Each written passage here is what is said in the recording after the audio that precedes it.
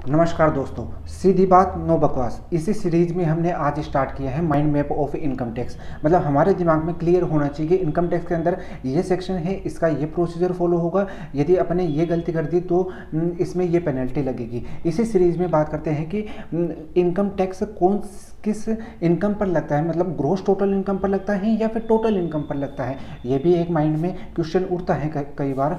तो इसका सॉल्यूशन ये है कि ग्रोस टोटल इनकम क्या होती है और टोटल इनकम क्या होती है, इनके बीच में माइनर सा डिफरेंस है। माइनर सा डिफरेंस क्या है कि ग्रोस टोटल इनकम होती है कि आपकी जो 5 तरह की हेड की इनकम है, सैलरी की इनकम हो गई, हाउस प्रॉपर्टी की इनकम हो गई, कैपिटल गेन की इनकम हो गई, अदर सोर्स की इनकम हो गई और बिजनेस की इनकम हो गई। इन इनकम के अंदर आप जो क्लबिंग वाले प्रोविजन है, क्लबिंग मतलब जो आप माइनर चाइल्ड हैं उनकी इनकम जो हुई वो आपकी इनकम में ऐड कर दी जाएगी। उसके बाद में जो भी आप सेट ऑफ और कैरी फॉरवर्ड के जो लॉसेज हैं उनको लेस करने के बाद में जो इनकम बचती है उसे हम बोलते हैं ग्रोस टोटल इनकम। और इस ग्रोस टोटल इनकम पर टैक्स नहीं लगता है। जी हाँ, टैक्स इस पर नहीं लगता है। फिर टैक्स किस पर लगेगा? टैक्स लगता है टोटल इनकम पर। अब टोटल इनकम क्या होती है? टोटल इनकम का मतलब होता है कि जो ग्रोस टोटल इनकम है उसमें से आपने जो भी चैप्टर 6 हैं, चैप्टर 6 के अंदर जैसे 80 से लेकर के 80 जो भी आगे के जितने भी सेक्शन हैं उनकी डिडक्शन मिलती है। उस डिडक्शन के उन डिडक्शन को लेस करने के बाद में जो भी आपके पास में अमाउंट आएगा उस अमाउंट के ऊपर आपका